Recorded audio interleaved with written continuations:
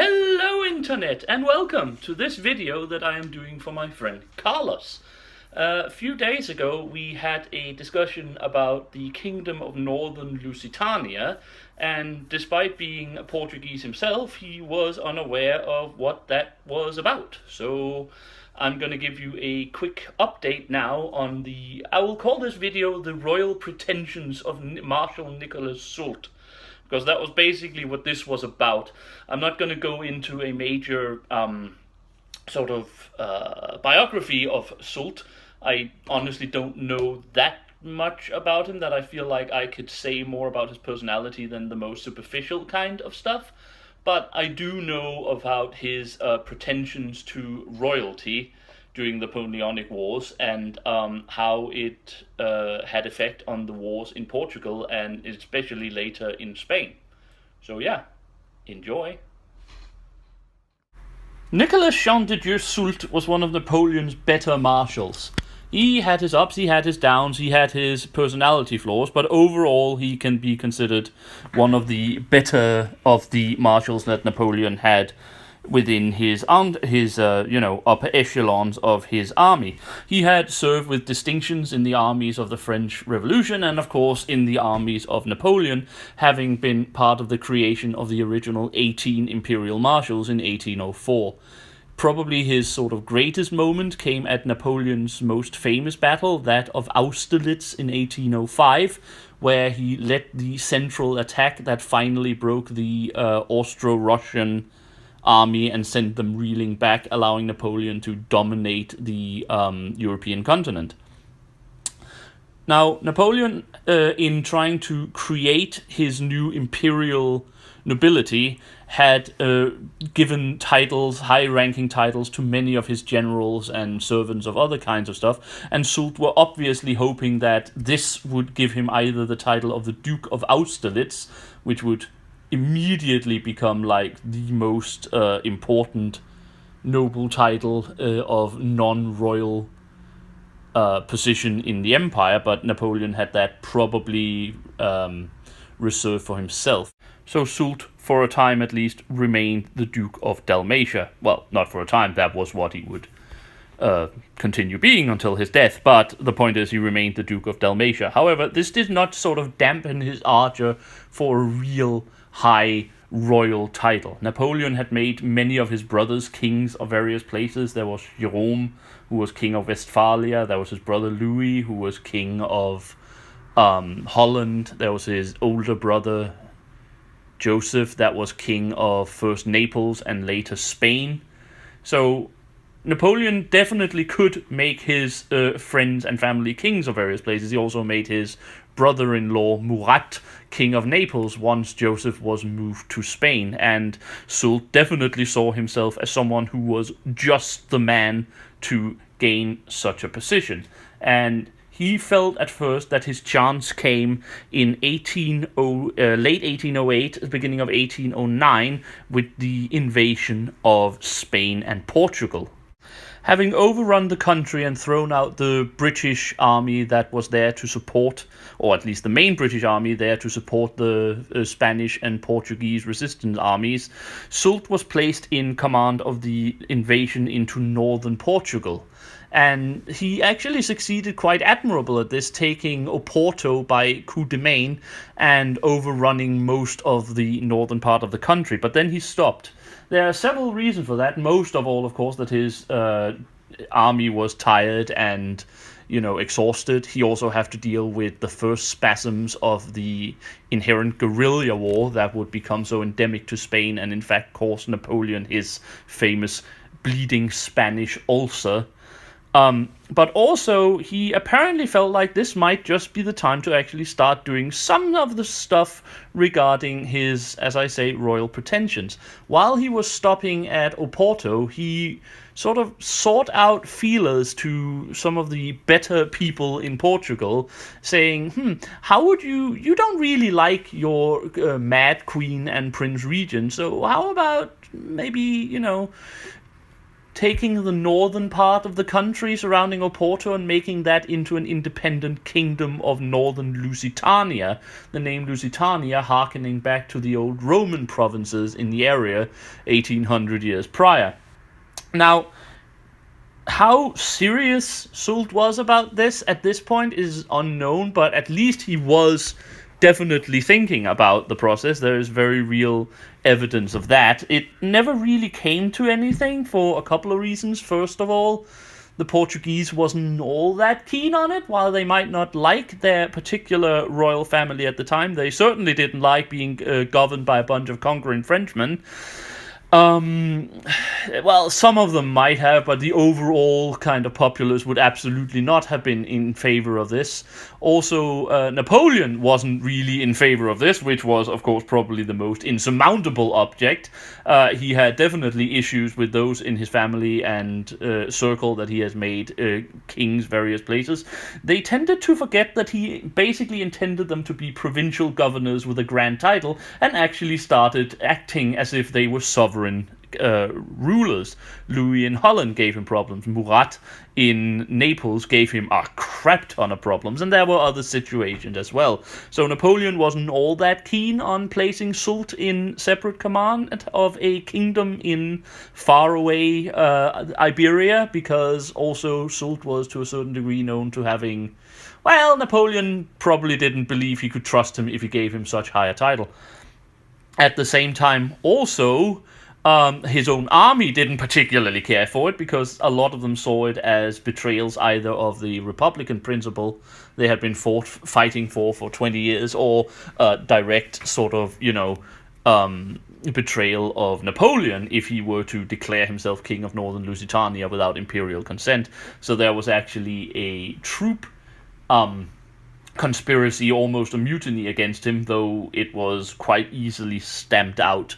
But overall, Soult was trying to create the kingdom of northern Lusitania, but couldn't really get over all the problems surmounting it. And of course, very shortly after that, the Duke of Wellington, with a reinforced British army, advanced north from Lisbon and, well, kicked him out of the country. So that was Soult's attempt to form the kingdom of northern Lusitania. However, while this, I hope, to a certain degree answers your question, Carlos, I don't want to stop it here, because Soult wasn't done. And his royal pretensions, if you want to call it that, actually had quite an influence on the further Peninsular War. Because after that, eventually, he was placed in command of the invasion of Andalusia, when the French finally felt strong enough to take the southern part of the country and make it part of the Napoleonic kingdom of Spain. Now, in Portugal, Soult's pretension hadn't really caused too much of an issue. There was really no way he could have advanced much further without ruining his army at a barren countryside, and, Wellington basically kicked him out before he had a chance to really do any real damage to the French cause. However, in Andalusia, while the original invasion went fairly well, Soult saw his chance to set up his own private kingdom. Again, not the kingdom of Andalusia, no. He had realized that Napoleon wouldn't have never have settled for that in probably the richest, wealthiest, and most prosperous region of Spain. No, but he set up a viceroyalty. He basically, to a certain degree, after having conquered Andalusia, ignored, anything but the most sort of overall directives Joseph chose to give him from Madrid, and instead communicated directly with Napoleon in Paris, and basically spent his life as a sort of, like I said, like the dictatorial viceroy of Andalusia, living in great splendor and pomp in his palace in Seville.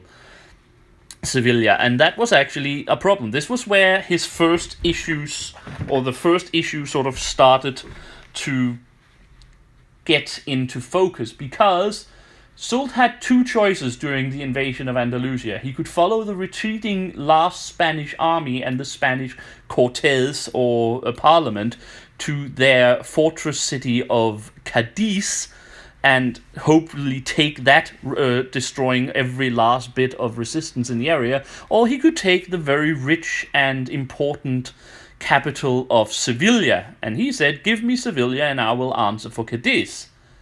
Except he didn't, because while he took Seville, had he taken Cadiz, Seville would have eventually fallen. But taking Seville gave the Spanish a chance to reinforce Cadiz, who was sitting at a tiny peninsula protected by marshes and a British fleet. So once once Soult actually managed to get around to send an army out there, it was very well defended, very well garrisoned, and utterly, utterly impregnable. So while the French did in fact basically have it under almost constant siege for nearly 2 years despite several battles, it also meant the Spanish always had a place to retreat to plan, to have meetings of their ruling councils, to regroup, to gather money, to do all the stuff we had. And that was one of the reasons that the Spanish armies kept springing up, because there were people to organize it from Cadiz. The guerrilla armies were the Napoleon's bleeding ulcer, but in the end the guerrilla armies would have just been eventually either stamped out or have faded to a certain degree of irrelevancy, I think, with some soldiers being murdered here and there. But the constant springing up of Spanish armies to support Wellington's Anglo-Portuguese corps further north was a constant bleeding on the French armies. Despite having more than 300,000 men in Spain almost constantly from 1808 to 1813, they would never be able to concentrate more than perhaps 70,000 at any given time, because the rest had to be around to stamp out the smaller Spanish armies coming around all again. This was Soult's failure to take Cadiz that caused this. Having set him up as Viceroy in Seville, Soult was, as I said, also very, very... he didn't really like cooperating with the other French armies in the country, because he felt like he was honestly too busy down there.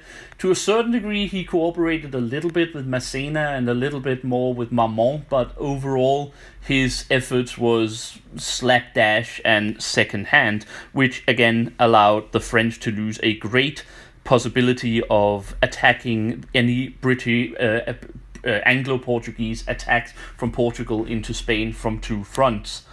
This is shown during several battles, and of course it again allowed the British to keep retreating into Portugal if they were defeated, keep returning, and eventually wearing the French out.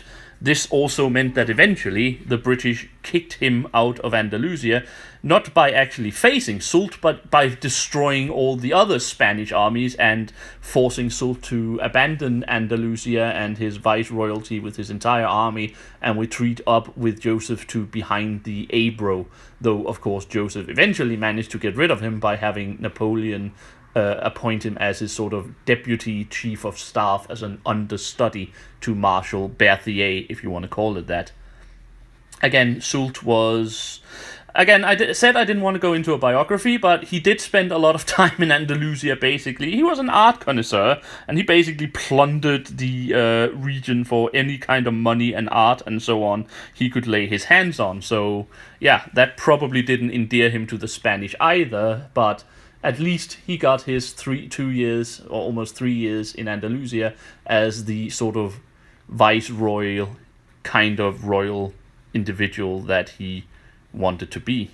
After this, of course, Soult continued to serve Napoleon as well as his skills would allow him, serving all the way through to the end of the empire in 1814, and again during the 100 Days, where he was the chief of staff during the Waterloo campaign. After that, he also served the restored Bourbon monarchy and later the citizenship king of Louis Philippe, being several times Prime Minister of France. So, yeah, he did to a certain degree achieve a lot of his pretensions, but in the end, those same pretensions was, for a great degree, the reason for a lot of problems for his master in Spain that could otherwise probably have been avoided. So yeah, that was Soult and his royal pretensions in the Iberian Peninsula. Well, that was it. I hope you found that interesting, Carlos. I hope the rest of you find it interesting as well, even though it wasn't perhaps what I had intended to talk about. I hope you found something about this. I might do a full video on Soult one day. I might need to, or rather, I just need to read up on some more biographies on him, because right now all I could say was like the most superficial kind of stuff. But yeah, I don't really have anything more to say right now, so I hope you enjoyed this video, and until next time, I have been the Sage, and I wish you all a very happy day.